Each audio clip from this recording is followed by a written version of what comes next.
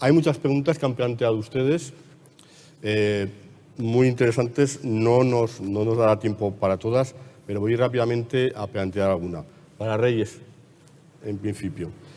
¿España debe competir en innovación con otras potencias europeas o en mano de obra con los países asiáticos? A ver, en innovación seguro, en mano de obra con los países asiáticos yo estoy muy de acuerdo en lo que has comentado hace un momento. Yo creo que es en calidad en lo que tenemos que competir con los países asiáticos. El otro día, desde luego en el sector de las tecnologías, el otro día leía, por ejemplo, un artículo muy interesante de algo que es muy español, que es la marroquinería y cómo se había trasladado la producción de grandes marcas de bolsos a China y cómo esas grandes marcas, líderes en sus sectores, se estaban volviendo a España y estaban llevando otra vez la producción a Ubrique, donde evidentemente se habían cerrado muchas empresas, las que habían seguido habían incorporado nuevas formas de hacer, habían innovado y habían mantenido esa calidad y ese talento de los trabajadores. Y después de 3 o 4 años de pasarlo francamente mal, ahora lo que estaban teniendo era un incremento de producción espectacular, se estaban abriendo nuevas empresas y estaba empezando a florecer el negocio de una manera impresionante. Entonces yo creo que hay que competir, sí, con muy buenos precios, eso es así, y coincido con Manuel absolutamente, pero con calidad, que es algo que en los mercados asiáticos en muchos casos no existe. Manuel, podríamos decir, pues, a raíz de lo que has explicado, que las empresas han vuelto a considerar como su mayor activo a las personas, al equipo. Sin lugar a dudas. Vamos a ver, es muy duro lo que se ha sufrido en cuanto a resolución de contratos. Hay muchas empresas que estaban en la fase 2 de los 3 que he dicho y la forma en la crisis ha sido prescindir de gastos y prescindir fundamentalmente de mano de obra. Pero hay un dato que es importante. Hemos bajado solamente medio punto en el PIB y ha aumentado el desempleo en más del 10%. Significa que esas personas le podía prescindir las empresas de ellas porque no ha bajado la producción. ¿Dónde está el problema? El problema es cómo esas personas somos capaces de reincorporarlas al modelo productivo, porque además tenemos un segundo problema. Es decir, los logros sociales magníficos que tenemos se pueden mantener con 20 millones de personas cotizando. No se pueden mantener con 17 cotizando y solamente 14 generando PIB. Luego eso lo tenemos que invertir y es trabajo de todos. Cuando digo y decía que las administraciones tienen que volver a poner este país competitivo, significa, yo no digo de dónde hay que recortar, yo digo que hay que bajar coste para poner en frontera. De dónde hay que recortar es el político que se le vota para eso, es lo que tiene que gestionar. Nosotros, los empresarios, los que tenemos que generar empleo, necesitamos costes internos diferentes a nuestros competidores. No puede ser que aquí actualicemos costes sumando todos los años y en los últimos años mis competidores tenían los mismos costes bajando. Todo eso, y no estoy diciendo que sea por el coste salarial, que también ha influido la forma de negociar los convenios, porque la estructura país la hemos ido recargando y hemos dejado de ser un país muy competitivo en precio. Y para volver a ser competitivo con el grado tecnológico que tenemos, porque es cierto lo que decía mi compañera, pero es que en horas no se improvisa, es decir, la calidad cuesta sacarla, la innovación cuesta y un tiempo largo de respuesta y mientras tanto tenemos todos que ser solidarios. Las personas que en este momento están en desempleo nos obligan a todos a hacer esfuerzo para volver a coger el impulso de la competitividad y para poder reestructurar el país mientras no seamos capaces de tener más tecnología, mientras no seamos capaces de tener más marca, más diseño, más posición en los mercados. Esa es nuestra realidad. Reyes, Nokia fue líder de ventas cuando empezaron los móviles, pero Apple y Samsung están ganando mucho terreno. ¿Cómo se puede volver a ser líderes? Bueno, ¿Cómo vais a volver a ser líderes? Bueno, pues con lo que comentaba en mi ponencia, con esa estrategia absolutamente distinta,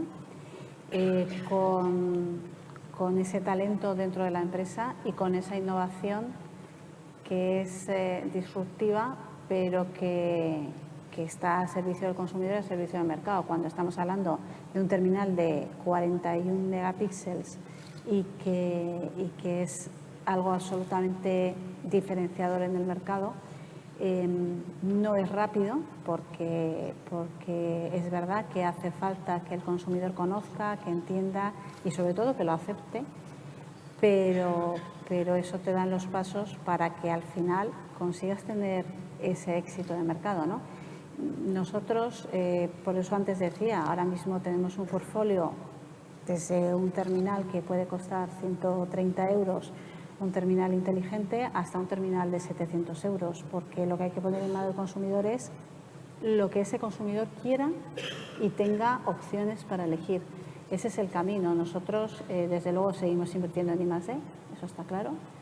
Seguimos invirtiendo en el talento y ahora más que nunca el reciclar a las personas, el armar a las personas para lo que viene, el desarrollarlas para conocer todo lo que está sucediendo y no quedarnos anclados como nos pasó en un momento dado, es fundamental. Y claro que sí, el éxito de Apple en el mercado ha sido claro, y de Samsung y de otras muchas marcas, pero precisamente una marca como Nokia, que sigue estando en el imaginario de muchas personas, no solamente en España, sino en el resto del mundo, pues es con esa inversión en el talento y en la innovación y gestionándolo bien cómo vamos a recuperarlo. Por ejemplo, en Estados Unidos, incluso en los momentos de mayor liderazgo de Nokia, nunca tuvimos una buena cuota de terminales, y ahora mismo en Estados Unidos, mes a mes, vamos ganando cuota, que es el mercado, digamos, como bien decía antes Manuel, de donde viene todo, ¿no? En cuanto en Estados Unidos tú empiezas a tener tracción, Europa va detrás muy rápidamente. Manuel, me pregunta una de las personas del público, ¿qué quieres decir exactamente con coste frontera? Pues es muy sencillo. Quiero decir que una persona puede cobrar 10 euros la hora y cuando le incorporas y le empiezas a sumar todos los sobrecostes que tiene, y empiezo, costes gobierno central, coste gobierno autonómico, coste gobierno locales, empiezo a meter servicios, sanidad, educación para todo el mundo, los que han cotizado, los que no, pensiones, no somos competitivos. Esa es una realidad. Hemos vivido una serie de años porque nos prestaban dinero y nos hemos crecido por encima de lo que la economía daba. Y yo no digo que hay que renunciar a eso, ¿cómo no? Si yo vivo aquí y quiero seguir viviendo aquí y vivir como he vivido, pero cuando sales a vender fuera te das cuenta de que los sobrecostos que le metemos a la hora de trabajo, el precio final, nuestra tecnología no lo soporta. Yo no sé si en este país se hicieran satélites o se fabricaran otro tipo de cosas, lo que le podríamos cargar al precio hora, pero al precio hora país, con el valor añadido que le damos, es muy difícil, es imposible. Los que estamos en licitaciones internacionales lo vemos. No tenemos costes para salir fuera. El dinero es el mismo para todos. En euros, los mismos tipos de interés. La materia prima es parecida, pero cuando vamos a añadir el resto de los costes, nos descolocamos y esa es una realidad. Este país tiene que reducir estructura país para poder tener costes en los mercados internacionales. Somos el 38 en competitividad. Sale de todos los lados. Esa es una realidad. Reyes, una pregunta directa. Alguien en el público se ha comprado un móvil chino y está encantado con sus prestaciones. ¿Por qué tengo que volver a una marca premium? A ver, una marca premium no quiere decir una marca cara. Una marca premium lo que quiere decir es que, además de tener una serie de componentes de primera calidad, quiere decir que cuando ese teléfono falle, y puede fallar un teléfono chino, un teléfono europeo, un teléfono americano, tengas un buen servicio postventa que se haga cargo de los problemas, tengas 2 años de garantía, tengas un sitio donde dirigirte y una contestación a tus problemas, etcétera, etcétera. Es decir, aparentemente todo es igual y aparentemente todo sirve para lo mismo. Pero volviendo al ejemplo y para no entrar en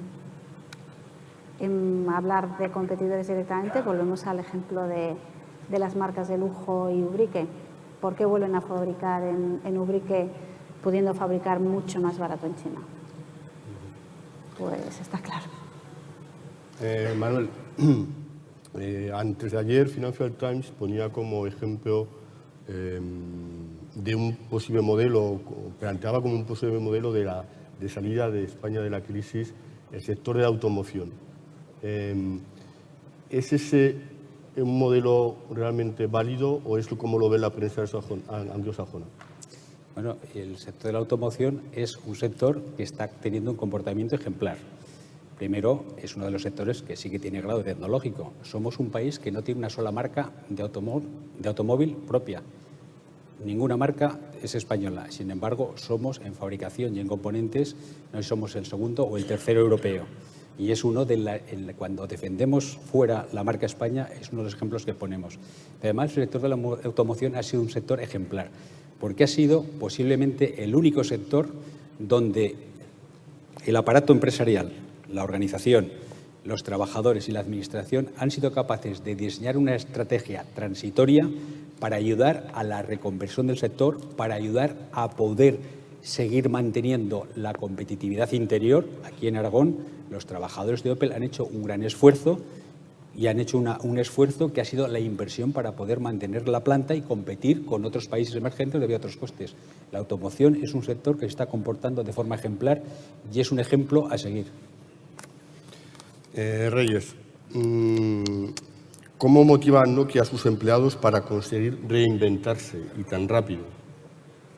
Bueno, pues lo que yo decía en la ponencia. Primero, siendo muy transparentes, informando, compartiendo y escuchando. Escuchar es muy importante. Aunque en algún momento dado tú no puedes dar respuestas, escuchar a las personas es muy importante y saber lo que tienen en la cabeza y sentirte ayudado. Básicamente, además de toda esa comunicación bidireccional, no sirve esto de y ahora te cuento, tú escuchas y ya está. La formación, aunque estés en momentos de crisis, para que la gente se pueda reinventar, como decía Manuel, es muy importante. Hay que invertir en formar y hay que invertir y puedes recortar y hay que recortar y nosotros hemos recortado en muchos sitios, pero en formación no puedes recortar. Y también en hacer ver a la gente que este es un trabajo de todos y que si salimos todos y que si no salimos es porque no somos capaces de hacerlo. Cuando tú estás en un país y el headquarter está a miles de kilómetros de distancia y hay muchas de las decisiones que se toman en el headquarter y no en el país, y bueno, en algunas estarás más de acuerdo y en otras menos, lo que hay que hacerle ver a la gente es que no sirve de nada decir, ay, es que esto no me gusta o de esta manera no hacemos. No, porque tú tienes en tu mano muchas herramientas y muchas cosas para hacer que aquello que no te parece tan bien o que tú crees que se puede hacer de otra manera, hacerlo. Tú tienes mucha autonomía, por lo menos en una compañía como Nokia, y puedes hacer muchas cosas en el país para mejorar los resultados. Y la gente con eso se motiva. Nosotros, por ejemplo, tenemos un ratio, hacemos cada 3 meses una encuesta, no solamente en España, en todos los países, de sentimiento de cómo estamos los empleados, en donde todos participamos de manera lógicamente anónima. Nosotros tenemos un ratio de engagement en España de un 95% del empleado. Entonces yo estoy muy orgullosa porque el día a día es duro, porque exigimos mucho y la gente aún así está contenta y está muy comprometida con la empresa. Yo coincido con Manuel, que esos empleados estén comprometidos y quieran sacar la empresa adelante es la clave, si no, nunca saldrás adelante.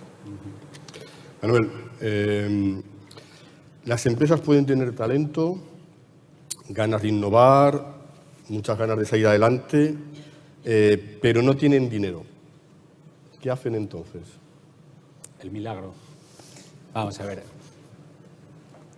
Yo no he querido nombrar el problema coyuntural más duro que tienen las empresas en este momento, que es la falta de liquidez. Esa es una realidad. Las empresas, y todos los que sois empresarios, sabéis que en este momento trabajamos con 2 bancos. Uno que se llama clientes y otro que se llama proveedores. Y el tercero es el talento para casar los clientes con los proveedores, porque el regulador, en este momento, que es la banca, ha desaparecido. Y esto es algo que se dice mucho de la pequeña y mediana empresa. Yo convivo en Madrid, por mi posición, con los grandes y es el mismo problema. Estamos oyendo que está entrando muchísimo dinero, y es cierto, está entrando dinero, se ha invertido, se ha producido una reacción, pero no está llegando a las empresas. Yo conozco, porque a las cámaras nos viene a diario muchas empresas que tienen proyecto, que nunca han tenido pérdidas en su balance, que tienen un equipo humano por el que yo apostaría, pero desgraciadamente la banca pues no apuesta. Si sigue drenando tesorería de las empresas normales, se está refinanciando el sector de construcción, se está ganando dinero fundamentalmente por las comisiones, la banca me refiero, por las comisiones y porque refinancia la construcción con unos tipos más altos y porque la mayor parte del core business los grandes bancos lo tienen fuera. Es más la preocupación de la no morosidad que la preocupación por la economía. Y yo me desgañito desde mi atalaya de pedir solidaridad con el país, porque la banca debe cumplir una función social, para eso se da una licencia y para eso tienen la exclusividad de unas actividades, y eso no se está cumpliendo. La siguiente pregunta, ya me anticipo, ¿cuándo? Pues no lo sé, pero la economía no se reactivará y no empezará a generar empleo mientras no fluya el crédito. Es imposible, porque la financiación, o sea, el primer empleo vendrá de la pequeña y mediana empresa, y la pequeña y mediana empresa le falta financiación para poder desarrollar su cometido del día a día. Esa es una realidad. Dos últimas preguntas antes del café, que ya se nos ha agotado el tiempo, pero vamos a apurar porque la verdad es que hay muchas preguntas y merece la pena. Reyes, ¿por qué no apostar por Android siendo el sistema operativo más importante actualmente en dispositivos móviles? Bueno, porque cuando se toma la decisión y Nokia valora qué sistema operativo embarcar, Android tiene dos problemas fundamentales. Tres, si queremos ir un poco más en profundidad. El primero es que no diferencia, es decir, al final te conviertes en una marca más que embarca Android y la diferenciación es nula. Es verdad que es más fácil, o era más fácil en ese momento, porque teniendo la cuota que tenía Nokia y el reconocimiento de marca, embarcar Android era súper fácil, pero nos hubiéramos convertido en uno más. Nunca hubiéramos tenido posibilidad de volver a ser lo que pretendemos ser. Dos, porque el problema es que según el hardware que tengas, es decir, el terminal que sea, tu experiencia de usuario es distinta. No es lo mismo en un terminal de primer precio de Android que en un terminal de gama alta. En cambio, en Windows es exactamente la misma. Tú puedes tener, lógicamente, una cámara distinta en un terminal de primer precio o en un terminal de gama alta, eso es lógico, diferentes megapíxeles, diferente óptica, etcétera, etcétera, pero la experiencia de usuario, lo que tienes, es exactamente lo mismo. Y tres, porque para las empresas, y el mercado de empresas es tremendamente importante para una marca de telefonía y para los operadores, el problema que tiene Android es que las aplicaciones no tienen certificación, con lo cual tú te puedes bajar todas las aplicaciones que quieras, pero entran malware. Si eso es un problema para un usuario consumidor final, para una empresa es un desastre. Todas las aplicaciones en Windows Phone van a través de una certificación, con lo cual el problema del malware es inexistente.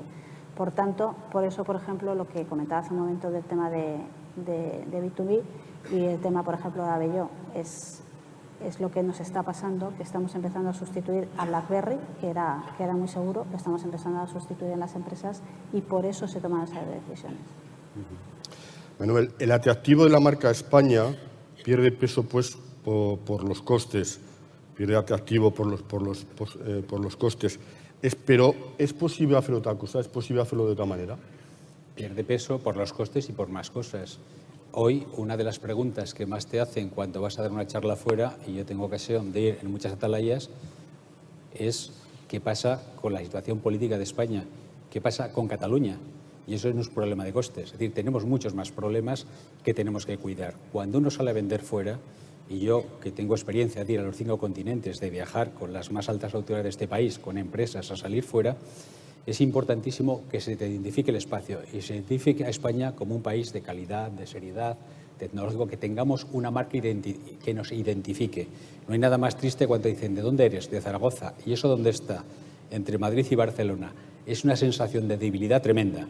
Pero aparte del problema de competitividad, que no es que se perjudique la marca país, es que los mercados de capitales nos castigan día a día. Es decir, el tiburonaje que los mercados cortoplacistas hacen a la economía española se basa en que no confían en la capacidad de retorno de la deuda, y por esas razones la prima riesgo subía, por esas razones hemos pagado un sobreprecio tan brutal, no nos equivoquemos.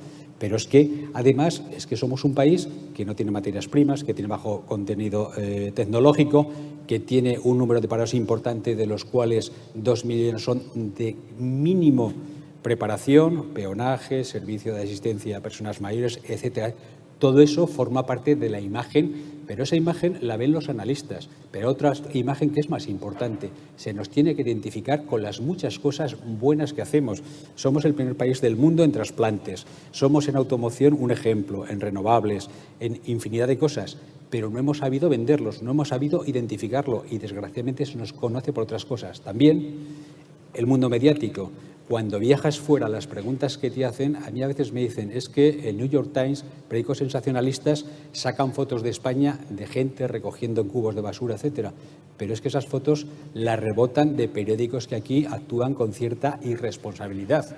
Hay amarillismo y freelance muy complicado y tenemos que crear un sentimiento, porque para que la marca España sea potente fuera, nos la tenemos que creer nosotros y la tenemos que defender nosotros. Mientras no hagamos eso, difícilmente la vamos a vender fuera. Muchas gracias a Reyes, muchas gracias a Manuel.